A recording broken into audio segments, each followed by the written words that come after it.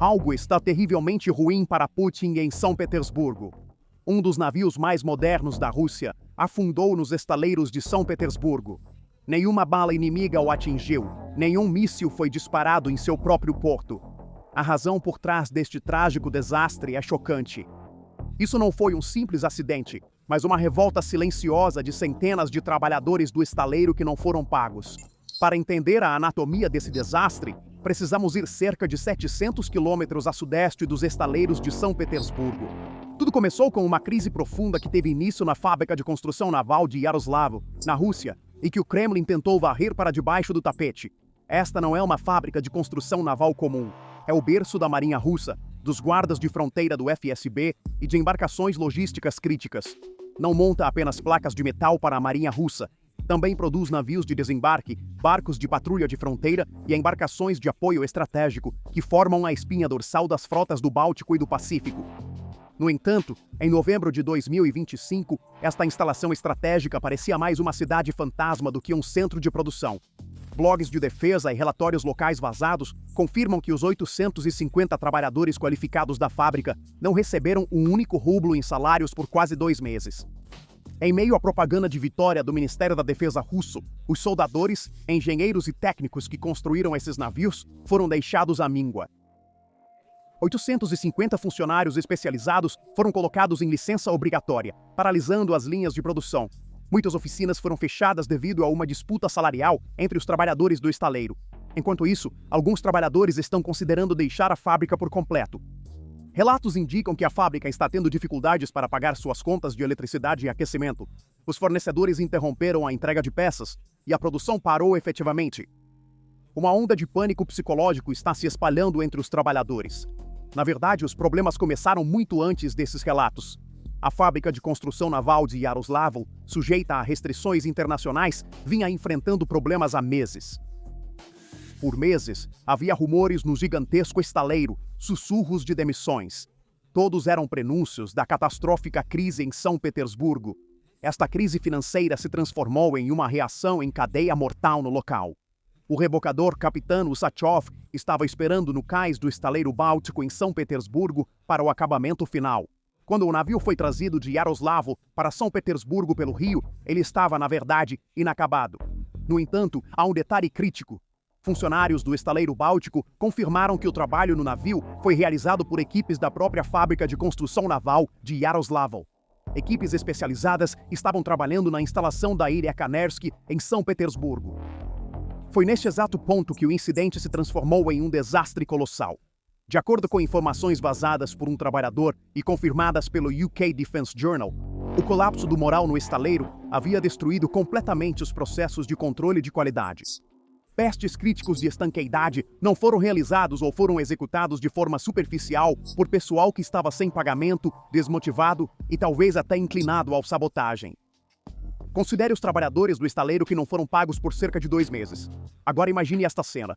Você é um trabalhador que não pode pagar o aluguel, cobrir as despesas escolares do seu filho, encontrar comida na sua cozinha e não recebeu compensação pelo seu trabalho por 2 meses.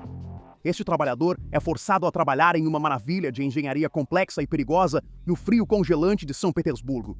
Nessas condições, conceitos como atenção, meticulosidade e controle de qualidade desaparecem. Eles são substituídos por um desespero profundo, perda de foco e talvez até negligência deliberada nascida de uma raiva silenciosa em relação ao sistema. Não apenas 2 meses atrás, mas talvez muito antes, desde o início das restrições internacionais, a depressão e a raiva dos trabalhadores do estaleiro começaram. O naufrágio do Capitão Usachov é um resultado direto desse colapso logístico. Este navio da classe Projeto 23.470 era um rebocador e barco de resgate de alta tecnologia, vital para as operações da Rússia em águas geladas. No entanto, nas mãos de pessoal que estava sem pagamento, desmoralizado e talvez deliberadamente descuidado, um erro fatal foi cometido durante o teste de lastro de rotina. O navio perdeu seu centro de gravidade, inclinou-se para bombordo e afundou sob seu próprio peso. Enquanto estava atracado no porto, o navio começou a entrar água pela sala de máquinas auxiliares. Em circunstâncias normais, os sensores deveriam ter sido ativados e a equipe de vigilância deveria ter iniciado as bombas. No entanto, relatórios indicam que aqueles a bordo naquela noite foram negligentes demais para perceber a situação. Uma força de trabalho psicologicamente exausta, fisicamente faminta e que perdeu a fé no sistema é sempre mais perigosa do que o míssil mais avançado. A presença de equipes de Yaroslavo no local é a prova mais forte de que este naufrágio está diretamente ligado a salários não pagos e ao colapso do moral. As linhas de produção pararam, as oficinas estão trancadas e o pessoal qualificado está considerando deixar a fábrica. A capacidade de construção naval da Rússia está se afogando não em águas internacionais, mas em filas de pagamento. Enquanto o Kremlin promete pagar $2.000 por mês a um soldado na linha de frente, considera $500 demais para o artesão que constrói o navio que transportará ou protegerá esse soldado. O resultado? O coração da Marinha parou. Os trabalhadores de Yaroslavo não eram traidores, eram vítimas do sistema. Mas sua resistência passiva ou negligência forçada deu um golpe mais eficaz do que os mísseis da Ucrânia. A Rússia afundou seu próprio navio com sua própria inadequação econômica. Isso custaria caro às frotas russas do Báltico e do Pacífico. Quando Vladimir Putin desafiou o mundo inteiro em 2022, ele se comparou ao maior reformador da história russa, o conquistador do Mar Báltico, Pedro o Grande. Não estamos tomando o que pertence a outros, estamos retomando o que é nosso, declarou, restabelecendo o domínio da Rússia no mar. Hoje, no entanto, a cena nos estaleiros de São Petersburgo não retrata o renascimento de um império, mas um colapso vergonhoso. O objetivo de Putin era dividir e intimidar a OTAN. Esta cadeia de erros fatais está tendo o efeito oposto. Setembro e outubro de 2025 entrariam para a história como um dos períodos mais agressivos de guerra híbrida da Rússia contra a OTAN no Mar Báltico. O Kremlin planejou tocar os nervos da Europa, ameaçar cabos submarinos e violar o espaço aéreo da OTAN com navios fantasmas que chamou de Frota Sombra. No entanto, Putin cometeu um erro fatal neste grande tabuleiro de xadrez. Ao avançar seus peões, ele deixou o castelo logístico que manteria esses peões de pé completamente aberto atrás dele. O resultado? Um desastre total. Projetado para enfrentar as frotas da OTAN e esperado para ser o orgulho do norte da Rússia, o navio de última geração Capitão Usachov afundou em seu próprio porto, sem que uma única bala inimiga o atingisse, sem que um único míssil fosse disparado, devido à negligência e raiva de seus próprios trabalhadores. O naufrágio de um navio não é apenas uma perda de metal, é a queda de um dominó estratégico. Então, por que o Capitão Usachov era tão importante? Por que a Rússia dependia tanto deste navio? A resposta está na guerra suja de Putin no Mar Báltico, a Frota Sombra. Os navios do projeto 23.470 são as pernas invisíveis da Marinha Russa. Sem esses navios, os maiores ativos da Rússia, submarinos nucleares e grandes cruzadores, não podem sair com segurança de seus portos, navegar em águas geladas ou receber apoio logístico em mar aberto. Capitão Usachov foi especificamente projetado para abrir caminho através das águas geladas das frotas do Báltico e do Norte e transportar ativos nucleares para o mar aberto. A onda que começou com o naufrágio do Capitão Usachov no Sen, o cais de Petersburgo, criou o impacto que se estendeu de Varsóvia a Washington, em ambos os lados do Mar Báltico. Este evento paralisou as capacidades de guerra híbrida da Rússia, enquanto elevava os reflexos de defesa da OTAN a um nível sem precedentes. O Mar Báltico, antes uma zona cinzenta, é agora uma das águas mais monitoradas do mundo. Os navios russos não podem mais se esconder, eles são rastreados como peixes em um aquário. A partir de setembro de 2025, radares da OTAN e imagens de satélite, IMINT, começaram a detectar atividade anormal em navios-tanque e de pesquisa russos navegando no Mar Báltico que pareciam ser civis. Embora esses navios parecessem estar transportando petróleo ou grãos nos registros oficiais, na verdade, eles haviam sido convertidos em plataformas militares, cavalos de Troia modernos. Então, o que acontece se um navio civil russo equipado com lançadores de vantes ou equipamentos de inteligência sofrer uma falha de motor na costa da Suécia? A Rússia não poderá rebocá-lo com seus navios modernos. O navio irá à deriva e pode até entrar nas águas territoriais de um país da OTAN. Nesse ponto, manter o segredo dentro desse navio se tornará impossível. Com este erro fatal, a Rússia afundou sua própria segurança operacional no cais. Por outro lado, a Rússia estava praticando uma espécie de chantagem com bomba nuclear flutuante ao circular navios danificados carregados com nitrato de amônio, como o Ruby, ao longo das costas europeias. O objetivo era intimidar a Europa. No entanto, essa estratégia saiu pela culatra para a Rússia devido à ausência de navios de resgate. Agora, essas bombas flutuantes representam um risco de explosão em portos russos ou em rotas que a Rússia quer controlar. Quando o navio-tanque Eco Wizard explodiu enquanto carregava amônia no porto de Ust-Luga, ou quando o navio-tanque Vila Moura explodiu no Mediterrâneo, isso provou o quão instável essa frota era. A explosão no porto de Ust-Luga mostrou o quão real é esse risco. Putin, correndo com uma tocha para incendiar a casa do vizinho, incendiou a própria casa. É aqui que Capitão Usachov entraria em ação. Ele era o anjo da guarda que resgataria os navios da Frota Sombra, que vagavam como minas à deriva, frequentemente apresentavam falhas e colidiam, rebocando-os através das águas geladas e chegando ao local antes da intervenção da OTAN. A Rússia afundou este protetor com suas próprias mãos. Agora, há centenas de navios russos enferrujados, prontos para explodir, vagando pelo Mar Báltico usados para fins militares, mas não há ninguém para resgatá-los. Desse corredor estreito e perigoso entre São Petersburgo e Kaliningrado, os navios de guerra russos estão agora privados de apoio para quebrar o gelo, rebocá-los quando quebram ou reabastecê-los. Esta situação mina fundamentalmente a doutrina da frota em ser da Rússia. Um navio que não pode sair do porto não é uma força de dissuasão, mas apenas um alvo aberto. Este cenário também pinta um quadro sombrio para a frota do Pacífico. Yaroslavl é um ponto estratégico no interior, de onde a Rússia pode enviar navios tanto para o oeste quanto para o leste através dos seus sistemas fluviais. Uma paralisação na produção aqui significa que a frota em Vladivostok também ficará sem novos navios. Enquanto a Rússia está atolada no atoleiro ucraniano, está erodindo suas capacidades de defesa em outras frentes estratégicas com suas próprias mãos. O maior medo de Vladimir Putin se concretizou. O Mar Báltico tornou-se efetivamente um lago da OTAN. Com a Suécia e a Finlândia juntando-se à OTAN, a porta de entrada da Rússia para o mundo a partir de São Petersburgo transformou-se em um estreito, cercado por forças hostis. Olhe para o mapa. Finlândia ao norte, Estônia ao sul, Suécia a oeste.